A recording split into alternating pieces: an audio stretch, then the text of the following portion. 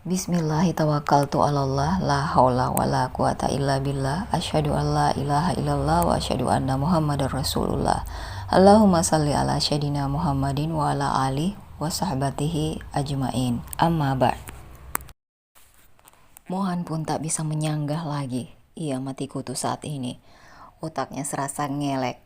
Di mana otaknya yang cerdas itu? Kenapa di saat situasi seperti ini malah tidak bisa berpikir? Bu, please bu, kami gak saling mencintai. Jangankan saling mencintai, ada perasaan suka aja enggak. Ibu tega gitu, lagian juga Meli belum tentu mau bu. Dia pasti berpikiran sama dengan aku. Halah, ibu sama ayah kamu juga dulu dipaksa nikah. Buktinya bisa lahir kamu sama abang kamu. Ntar juga kalau kalian sudah nikah, perasaan itu bakal muncul sendiri. Ibu sama ayah itu beda. Kalian gak saling kenal, sedangkan aku sama Meli, oh astaga, kami bahkan tumbuh bersama bu. Udahlah diam, pokoknya kamu nurut aja. Gak usah banyak alasan lagi. Minggir, ibu mau nelpon ayah kamu dulu. Omel Bu Dinda. Bu, ibu, rengek Mohan. Mohan pun segera masuk ke kamarnya. Ia harus segera menelpon Meli untuk membicarakan hal ini. Mohan mencari ponselnya. Setelah menemukannya, Mohan langsung menggulir ponselnya mencari nomor Meli. Umbel, Lohan, ucapan mereka bersamaan. Lu, iya gue tahu kita harus ketemu buat bicarain soal membagongkan ini. Di mana? Ke cafe pojok geh. Gue on the way ke sana sekarang, tutur Meli. Oke, OTW juga. Sambungan telepon itu pun terputus. Mohan sampai di depan kafe yang dimaksud Meli. Umbel, duduk. Emak udah gak waras, ibu udah gak waras, tutur mereka bersamaan. Wah, gue gak habis pikir cuy. Sama, kok bisa sih mereka merencanakan hal-hal yang amat sangat gak masuk akal. Terus kita harus gimana? Tanya Mohan. Gue udah berusaha nolak, tapi emak dengan segala macam perancaman dikeluarkannya. Sama, ibu juga gitu. Kayaknya mereka juga udah sama-sama ngerencanain ini semua deh. Meli mengangguk. Kita harus cari cara buat ngegagalin rencana mereka. Apa kita kabur aja ya? Gue gak bisa kabur Lohan. Gue mau kemana? Dan lagi gue gak mungkin ninggalin emak gue sendirian. Maksud gue kabur buat sementara aja gitu. Terus buat malu emak sama ibu. Gitu maksud lu? Gujar Meli. Mohan dan Meli menghela napas, memikirkan cara lain. Namun sepertinya tak ada cara lain. Mereka berdua sama-sama sangat menyayangi ibu mereka masing-masing. Tak akan tega mereka untuk mempermalukan kedua ibu mereka itu. Pasrah aja kalau gitu. Maksud lu? Ya pasrah, kita nikah. Gak mau, ucap Meli, ingin sekali menangis. Gak ada cara lain Mel, seumur hidup itu lamahan. Dan lagi, pernikahan bukan permainan. Lu yakin mau hidup sama gue selama itu? Apa jadinya coba kita gak saling suka? Kita coba aja dulu. Meli menatap Mohan dengan menyipitkan matanya. Lu gak punya perasaan kan sama gue? Kenapa lu seolah pasrah banget dan kepengen banget kita nikah? Enak aja lu, jangan kepedean. Emang lu punya cara? Coba kasih tahu gue gimana cara lu biar lepas dari ini semua. Terus gimana? Ya udahlah kita nikah. Terserah kedepannya mau gimana-gimana, gak usah dipikirin dulu. Tapi kita gak bakal nina kan? Tanya Meli. Enggak Meli, enggak. Emang lu mau gituan sama gue? Hari terus berlalu, tak terasa hari pernikahan semakin dekat. Tinggal seminggu lagi. Siang ini Bu Dinda kedatangan putra pertamanya.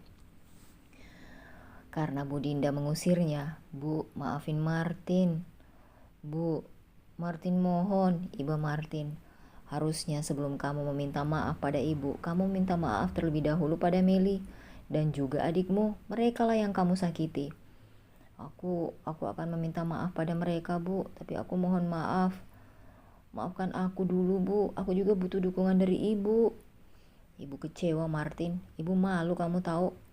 Kamu seperti melemparkan TAI ke wajah ibu akibat dari perlakuan kamu itu. Maafkan aku Bu, aku mohon. Seharusnya kalau kamu memang tidak menyukai Meli, kamu tidak menjalin hubungan dengan dia. Tidak memberikan harapan palsu. Wanita bukan seenaknya bisa dipermainkan perasaannya, Martin. Ibu tidak pernah mengajarkan kamu seperti itu. Dan kamu sudah sangat keterlaluan. Bisa-bisanya kamu menghamili tunangan dari adik kamu sendiri. Martin tak menjawab. Entah menyesali atau hanya sekedar menangis saja agar dimaafkan. Sementara itu, Mohan memasuki rumah. Siang ini ia pulang karena sudah tidak ada jadwal mengajar sore. Mohan, lirih Budinda. Han, abang minta maaf, tutur Martin. Namun Mohan langsung melengos pergi dari hadapan Martin. Martin bergegas menahan lengan Mohan, membuat Mohan berhenti melangkah. Apa niat baik abang gak bisa kamu terima juga? Kenapa sekeras itu hati kamu? Abang pikir dengan meminta maaf semua masalah akan selesai? Enggak bang, lo bisa hilangin sakit hati gue enggak? Han, Neti cintanya sama abang bukan sama kamu. Abang harap kamu bisa belajar lebih dewasa lagi. Biar bisa menerima kenyataan kalau kamu tidak berjodoh dengan Neti. Belajar dewasa yang kayak gimana? Yang hamili anak orang, ha? Ujar Mohan. Budinda memang belum tahu kalau Neti hamil anak Martin. Yang Budinda tahu Martin dan Neti berselingkuh. Malam itu Martin maupun Neti tak menyinggung apapun tentang kehamilan. Kamu, geram Martin. Apa? Nyatanya emang kayak gitu? Lu tuh definisi laki sok dewasa padahal aslinya bij. Tentang Mohan semakin membuat Martin naik pitam. Mohan memegang sudut bibirnya yang berdarah. Tak bisa menahan amarah, akhirnya Martin melayangkan bugeman pada Mohan hingga membuat Mohan hampir terhuyung. Hajar lagi bang, biar gue bisa belajar lebih dewasa lagi. Ujar Mohan tertawa. Sudah cukup, kalian berdua cukup. Mohan masuk ke kamarmu, dan kamu Martin, lebih baik kamu ke rumah Bu Rita untuk meminta maaf. Dan saran ibu, cepatlah kamu nikahi Neti sebelum perutnya semakin membuncit. Ibu pikir kamu cukup berselingkuh, namun ternyata kamu sampai menghamili anak orang. Gak habis pikir Ibu Martin. Bu, aku hilap saat itu, Bu. Alasannya sangat lucu. Sudahlah, lebih baik segera ke rumah Bu Rita. Sebelum itu aku mau bertanya, Bu. Aku sempat menghubungi WO dan juga pencetak undangan. Kata mereka Ibu tidak membatalkan semuanya. Apa semua itu untuk pernikahanku dan Neti? Aku sangat berterima kasih, Bu. Itu bukan untuk pernikahanmu dan Neti. Lalu untuk siapa, Bu? Persiapan pernikahan itu memang tetap berjalan, tapi mempelainya adalah Mohan dan Meli. Mereka yang akan menikah. Apa? Mohan dan Meli? Bagaimana bisa? Bukankah mereka bersahabat? Mereka sebenarnya juga berselingkuh di belakang kami. Buang pikiran kotormu itu, Martin. Adikmu dan Meli tak serendah itu mereka berdua kami paksa untuk menikah. Untuk menutupi betapa malunya kami terhadap kelakuanmu itu.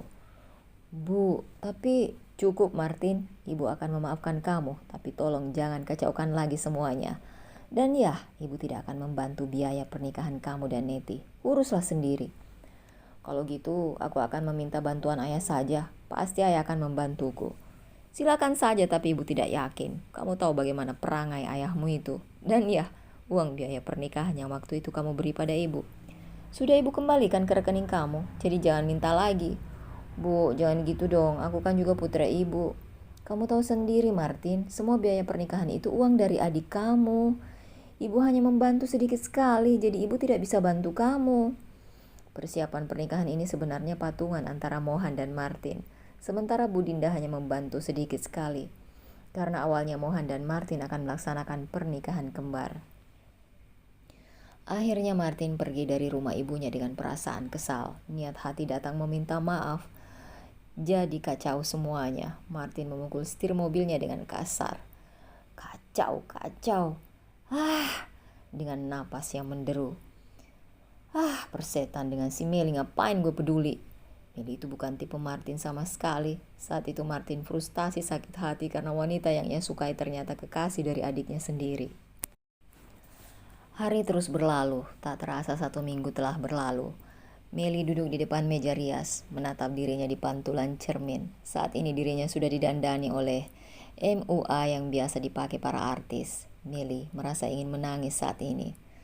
Saat ini Meli berada di hotel yang sudah di-booking oleh Bu Dinda, karena hotel tersebutlah pesta akan diadakan. Burita masuk ke dalam kamar yang ditempati Meli, melihat putrinya yang sudah selesai didandani. Duh, cantik kali kau Mel. Pangling mama liatnya. Hebat loh MUA-nya ini. Makasih lo ya, tutur Burita. Si perias tersenyum. Tinggallah Burita dan Meli berdua di kamar tersebut. Is, janganlah murung begitu wajahmu. Percuma sudah cantik-cantik begini, malah muka kau itu cemberut begitu, jadi jelek ih. Hari pernikahanmu lo ini, bahagialah sikit, bujuk Burita. Pernikahan paksa. Mak, aku gak mau loh mak, nikah sama Mohan, batalin aja lah ya pernikahan ini. Wah, ngebet kali rupanya kau pengen kasih malu mama ya. Bukan gitu loh mak. Alah udahlah, terima nasib aja hanya kau ya. Belum sempat Meli menjawab, seorang gadis remaja mengetuk pintu. Mak Wo, mempelai prianya sudah datang. Oh iya ya, Mak Wo sebentar lagi turun ya. Kau duluan lah ya. Ayolah kita turun, ajak Burita pada Meli. Meli pun mengikut pada kata mamanya. Meli panas dingin memasuki aula hotel tersebut. Ternyata sangat banyak orang di sana. Jujur, Meli terpesona dengan penampilan Mohan yang terlihat tampan. Bukan tampan saja, tapi sangat tampan menurut Meli. Namun segera Meli mengenyahkan pikirannya itu. Begitu juga dengan Mohan. Ia sangat amat terpesona dengan penampilan Meli yang sangat cantik dibalut baju adat tersebut. Meli dan Mohan sama-sama berdehem untuk menetralkan perasaan masing-masing. Mereka tidak tiba-tiba ada perasaan suka satu sama lain, mereka hanya merasa terpesona saja. Sudah siap? Tanya Pak Penghulu yang diangguki Mohan. Saudara Mohan, saya nikahkan engkau dengan saudari Meli Purwaningsi binti almarhum Amrizal Amir dengan mas kawin cincin emas 3 gram dan emas batangan sebesar 100 gram dibayar tunai. Saya terima nikah dan kawinnya Meli Purwaningsi binti almarhum Bapak Amrizal Amir dengan mas kawin tersebut dibayar tunai karena Allah. Bagaimana saksi? Sah? Alhamdulillah. Meli dan Mohan pun disuruh untuk menandatangani beberapa berkas di hadapan mereka. Setelah Meli dan Mohan saling memasangkan cincin, kini Mohan menyodorkan tangannya pada Meli. Cium tangan istri, tutur Mohan cengengesan. Setelah Meli menyalimi tangannya, Mohan pun memegang kepala Meli dan membacakan doa. Setelah itu dia mencium kepala Meli. Rasanya Mohan ingin tertawa yang sekeras saat ini bisa-bisanya ia menikah dengan Meli. Terkadang takdir memang selucu ini. Usai acara ijab dan kabul, Mohan dan Meli digiring menuju pelaminan. Bel, panggil Mohan lirih. Apaan? Lihat no, itu mereka makan apaan? Enak banget kayaknya. Ambilin buat gue juga dong Bel. Hello, lo sadar gak nyuruh gue? Lo gak lihat beban yang gue pikul di kepala gue ini? Belum lagi pakaian yang gue pakai ini. Riweuh lohan, lirih Meli, namun dengan nada yang kesal.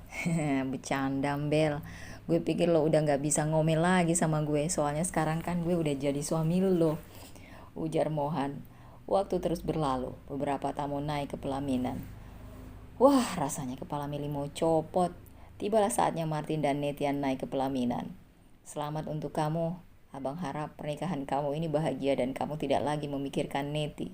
Setelah itu Martin beralih ke hadapan Meli. Mel, kamu cantik sekali hari ini, puji Martin.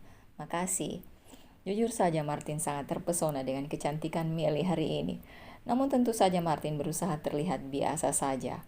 Sorry ya Mel atas kelakuan aku yang udah selingkuhin kamu. Aku tahu pasti kamu sakit hati banget saat itu, karena aku tahu kalau kamu sangat mencintai aku. Tapi maaf, kamu sebenarnya bukan tipe aku. It's okay, jawab Meli santai, membuat Martin melongo. Kini giliran Neti. Hai Mel, selamat ya buat pernikahan paksa kamu ini. Ups, semoga bahagia ya.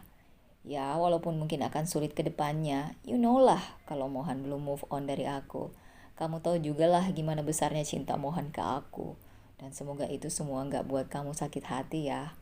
Aku juga sangat berharap biar kamu bisa membuat Mohan melupakan aku dan membahagiakan dia, karena tanpa aku Mohan gak bisa bahagia.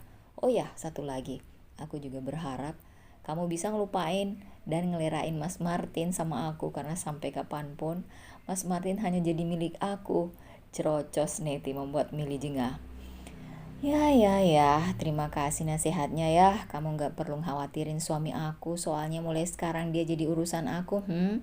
Dan soal Mas Martin, kamu itu tenang aja. Aku udah gak ada minat sama sekali, secuil pun gak ada.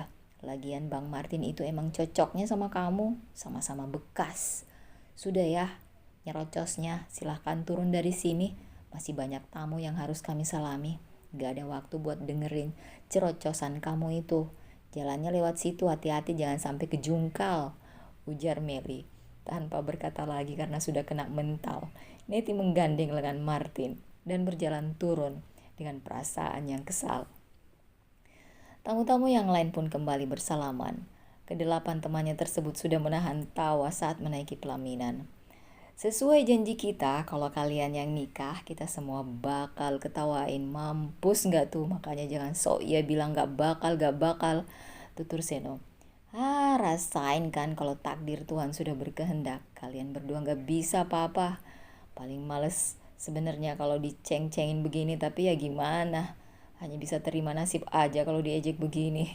Lagian salah Meli dan Mohan juga. Lihat guys, muka mereka berdua, muka-muka pasrah. Gak bisa ngapa-ngapain. Shut, berisik, kesal Mohan. Udah puas ngetawainnya. Udah guys, udah ngetawainnya, ntar mereka ngamuk, bisa bahaya, hancur ntar nih pelaminan. Foto dulu yuk, foto. Mereka pun berfoto sebelum turun dari pelaminan. Usai puas berfoto, mereka pun turun. Dengan tertib, namun sebelum itu Henry mengatakan sesuatu. Malam pertama nanti jangan lupa live streaming ya. Malam harinya, usai bebersih diri, Mohan dan Meli sama-sama naik ke atas kasur. Capek banget cuy, tulang gue rasanya mau patah. Bel, tolong kretekin badan gue dong, pegel banget. Gantian tapi ya, aman. Mohan pun memposisikan dirinya dengan tengkurap. Lalu Meli naik di belakangnya dan mulai mengkretek belakangnya. Seketika tulang-tulang Mohan berbunyi dan hal itu sangat membuatnya lega. Mereka sama-sama merasa lega. Mereka saling terdiam. Masih gak nyangka gue Bel, kita nikah. Sama. Udah tidur, gue udah ngantuk. Lu tidur aja duluan, gue belum ngantuk. Lu jangan macem-macem ya. Selama gue tidur, ini pembatasnya jangan dilewatin. Awas lo, gue jitak pala lontar. Iya bawel. Emang pernah gue macem-macem kalau lu lagi tidur? Gerutu Mohan membuat Meli mendengkus. Mereka memang sering satu kasur kalau lagi sedang kumpul atau enggak kalau Mohan lagi pengen curhat. Begitupun kalau Meli lagi punya gosip. Mereka berdua akan berkumpul di rumah Mohan, menyiapkan kasur lipat di depan televisi. Kadang Meli ketiduran, kadang juga sebaliknya, dan tak pernah terjadi apa-apa. Nampaknya Meli sudah tertidur pulas. Dan kalau Mohan pikir-pikir, Meli tidak begitu buruk untuk dijadikan teman hidup. Tuhan, kalau memang ini yang terbaik, maka jagalah pernikahan kami. Aku berpasrah padamu Tuhanku. Gumam Mohan berdoa, berharap kedepannya bisa membuka hati. Mohan menoleh ke arah Meli yang masih membelakanginya. Ia tatap punggung sahabatnya yang kini sudah menjadi istrinya. Mohan tersenyum tipis, lalu ikut membelakangi Meli dan tertidur.